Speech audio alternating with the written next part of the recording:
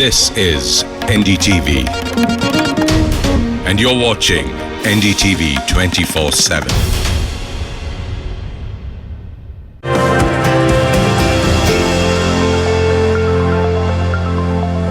Hello and welcome. You're watching Living with COVID. As we continue our daily lives in the midst of a pandemic, a lot of us are asking ourselves and those around us a whole host of questions, big and small, on a daily basis. To answer some of those questions on how to grapple with living in a pandemic, we're joined by a panel of expert doctors. Dr. Amritava Ghosh is joining us. He's a consultant endocrinologist from the AIIMS Raipur. We have Dr. C.G. Sajeev. He's a cardiologist joining us from the Calicut Medical College in Kozhikode. Appreciate you, doctors, for being with us. Dr. Sanjeev, if I can begin by asking you, it's been observed, of course, that people are extremely reluctant to go to clinics and OPDs for regular follow-ups. They're insecure, of contracting the virus. What would you like to tell your patients? I think there are two aspects. One is regular follow-up, is it necessary? Yes, I think all of us will agree that it is necessary to have a regular follow-up. Then why the patients are not coming to our follow-up? One obvious reason possibly is a fear of getting COVID from our clinics or hospitals. I think you need a combined effect from not only from the hospital and clinics, but also from the patient side. One most important thing is overcrowding. Whenever there is overcrowding, there is a chance of spread of the disease. So you have to get a prior appointment with the hospital and reach in time.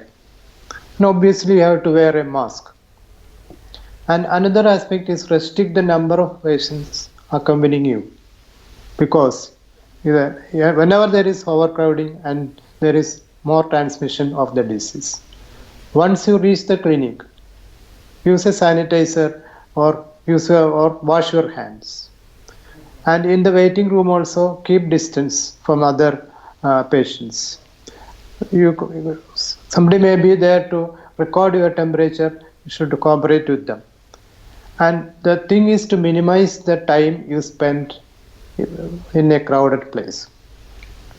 So when you visit the doctor, please keep the records, like investigations and all, in a orderly fashion, so that if he's asking, you can immediately produce that and don't waste time. And definitely avoid touching your nose, mouth, eyes, and because this will facilitate the transfer of the virus.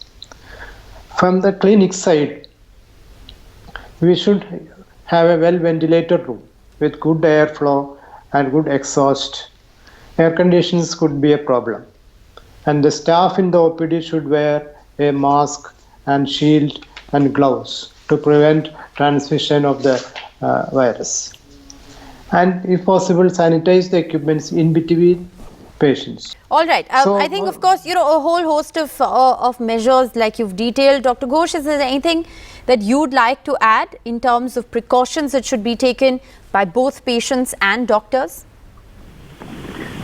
Yeah, actually, some of the patients can be transferred to the telemedicine section, where follow-up patients can be advised just on the basis of telemedicine, so that the crowd in the physical OPD can be reduced. That can be one of the options. Also, Dr. Ghosh, could you shed some light on the use of hydroxychloroquine as a prophylaxis? The government's directive, of course, is to use hydroxychloroquine as a prophylactic. It's in fact recommended, to those especially taking care of COVID patients, frontline workers. What's your take on the drug that's been in the eye of a constant controversy? Yeah, there is some data, particularly studies from ICMR and also from AIIMS Delhi, which have shown that hydroxychloroquine has reduced the rate of infection among the healthcare workers who are taking care of these patients. So there is some Indian data. Of course, there should be more data to say with surety that it is very effective, and also the outcome data on the patient. That is also something which would be desirable in order to advise it for it to be given to the patient in large.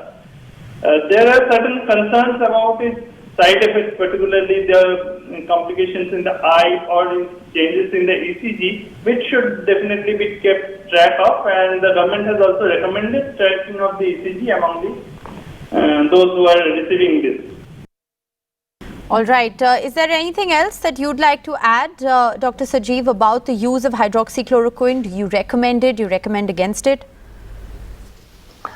For healthcare workers, it has been already recommended. Only thing is, those who have a baseline heart disease, they should be careful. And it is preferable to get an ECG before starting this drug, because some of the problems associated with the patients might be having may contribute to a problem with this drug.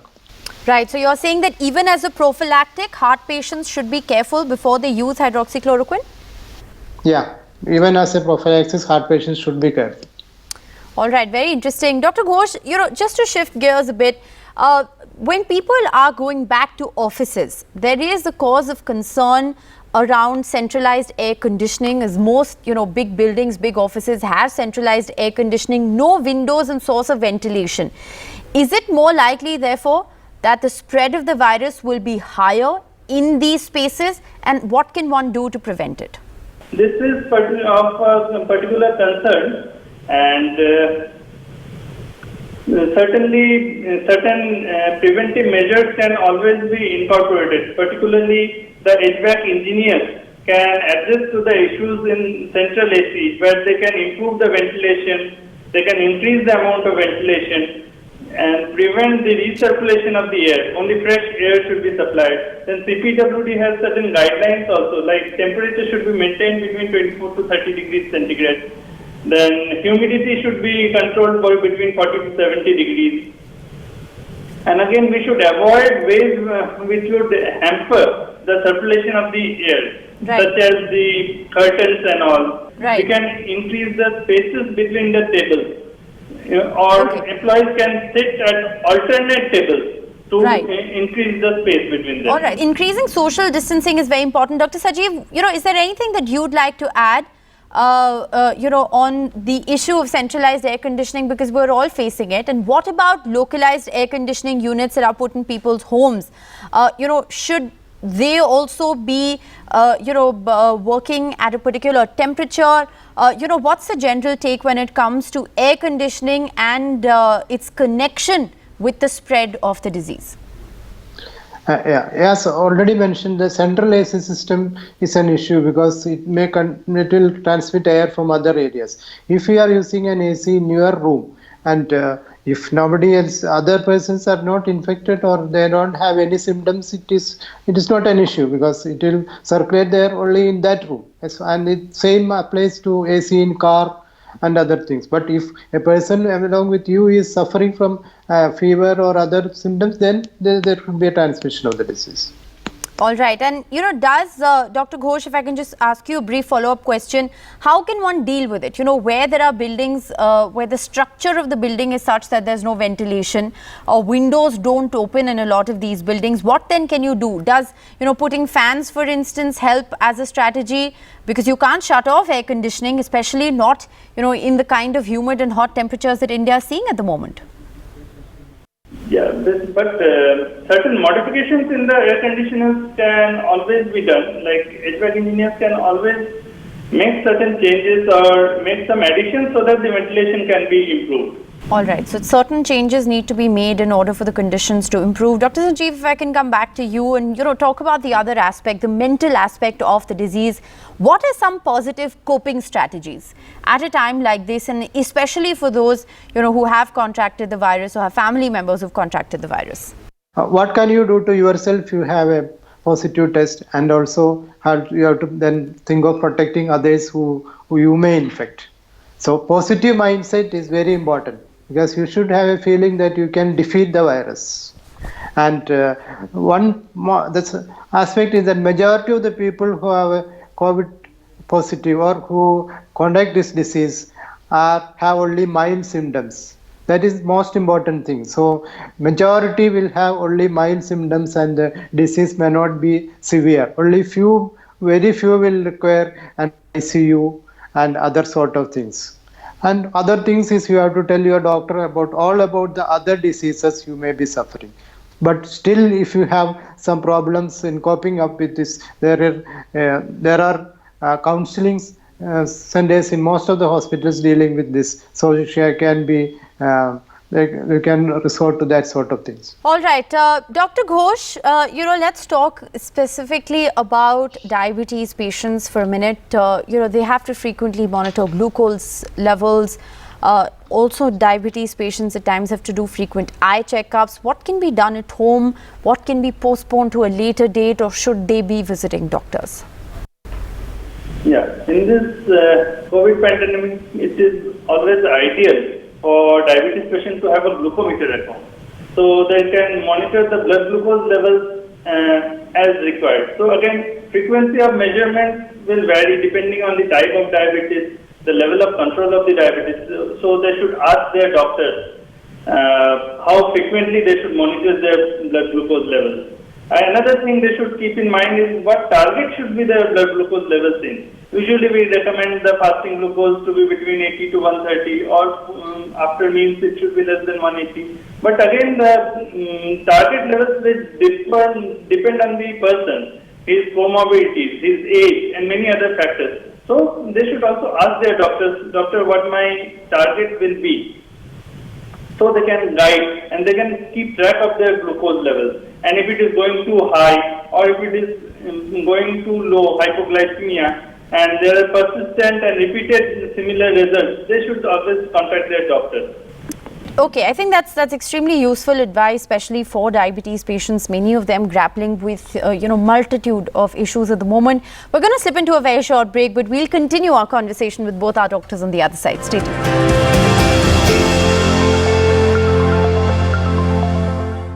Knowledge Partner, USV, your reliable healthcare partner. इतना सब कुछ होने पर भी अपना health insurance नहीं कराओगे? आज ही सही डिसीजन लो। मैक्स पुपा हेल्थ इंश्योरेंस के साथ 30 लाख तक का कवरेज सिर्फ 620 रुपीस पर मंथ में। अब नहीं खरीदोगे तो कब? Morning, Captain. Welcome aboard, Captain. Can there be two captains? If there's enough space. The all-new 6-seater MG Hector Plus. It's a human thing. KR Mangalam University, an educational hub for innovation and creativity, ensuring a safe and secure learning environment. Your destination success. तेरी favourite फिर से डाल। माँ, रोहन की mom ने भेजा। Nice no? तुझे safety का बिल्कुल ख्याल नहीं? Zomato है तो सेफ है। Zomato Max Safety मतलब always safe. From the kitchen to your doorstep. Your Max Safety, our priority. Madurai से शिमला, पुणे से कलकत्ता, इंडिया के हर घर की जरूरत पूरी करने हर पिन कोड पे डिलीवर कर रहा है Amazon, पूरी हिफाजत के साथ। बताइए कहाँ आना है? Amazon, आपकी अपनी दुकान। Are you scrolling through a sea of fake news that only took a hasty second to go live? Well, the truth is that truth takes time. Checked, verified, and then printed on the original scroll. It's time to go back to the authentic newspaper roll. To get a copy of your daily newspaper, log on to wantmypaper.com. The Times of India. I want my paper. कूका तुलसी गिलोय अर्क, इसमें तुलसी के साथ गिलोय भी है। इसका रोजाना इस्तेमाल आपकी इम्यूनिटी बढ़ाता है। कूका तुलसी गिलोय हमारी इम्यूनिटी के लिए। आदि कहती थी दूध पीने का बच्चा, नहीं तो अंदर से रह जाएगा कच्चा। आसानी से बीमारी पास न आए, ठंडा या गैस पे चढ़ाए, किसी भी चीज में मिलाए, कोई भी ढंग हो बस दूध हो जाए। इम्यूनिटी मिल्क पिलाओ, इम्यूनिटी मिल्क असली है पाओ। रहो सेफ, रहो इम्यून, अमूल द्वारा जनहित में जारी। सुनो, Have you seen my phone? अपना फोन छोड़ो ये देखो टाटा स्काई बिंज प्लस, इसमें टीवी चैनल्स भी हैं और एंटरटेनमेंट एप्स भी एक साथ With one remote. Tata sky binge plus smart setup box powered by Android TV, दोनों टीवी चैनल्स और एंटरटेनमेंट एप्स के लिए। बाय स्मार्ट फीचर्स और Amazon prime video, Disney plus Hotstar premium, Z5 जैसे 7 प्रीमियम एप्स का 6 महीने तक का सब्सक्रिप्शन, ये सब सिर्फ 3999 में। Log on to TataSky.com now। इसको लगा डाला तो फुल फैमिली जिंगल आला।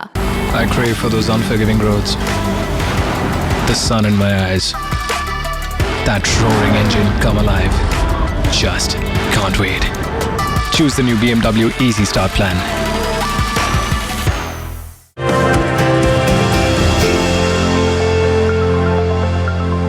Welcome back. We're in conversation with Dr. Sajeev and Dr. Ghosh. The change of weather, a lot of us are dealing with, the change of weather illness that usually happens. Most parts of the country are, well into the monsoons at the moment. But this does lead to mild fevers or cold, at this point in time. Should we be worried, Dr. Sajeev, and how should we be dealing with it?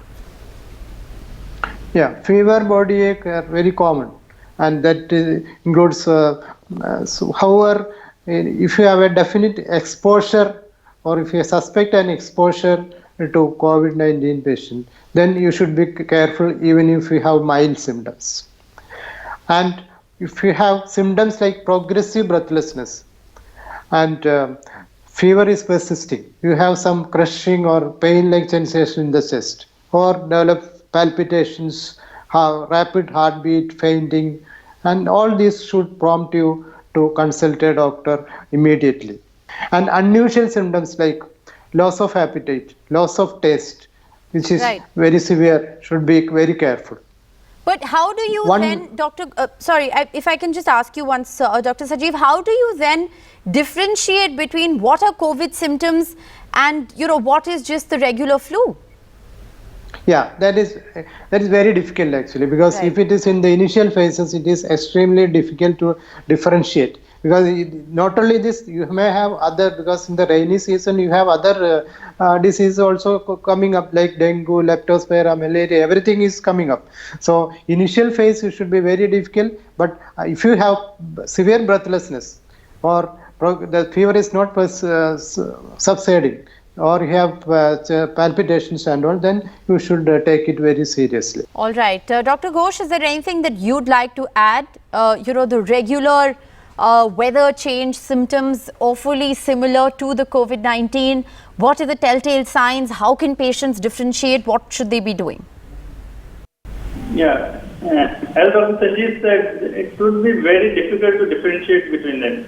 So high-risk population, those who have been exposed to known patients with COVID or those in hotspot areas, they should be particularly coming more forward to have the testing done or reporting the symptoms to their doctor if they develop these symptoms.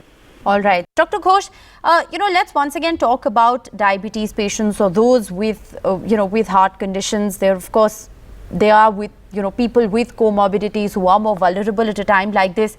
What's the kind of particular care they should be taking regarding monitoring symptoms? What are the symptoms that they should be carefully looking out for?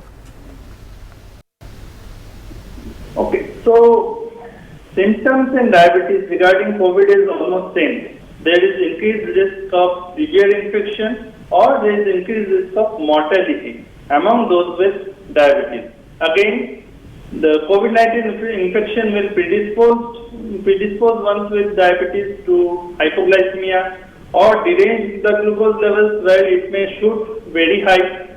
So they should keep track of their blood glucose levels. If in case it is going very high or in case it is going very low, they should be very much worried and report it to the doctor. Another thing, particularly among type 1 diabetes, that any intercurrent illness can predispose them to a life-threatening condition called diabetic ketoacidosis.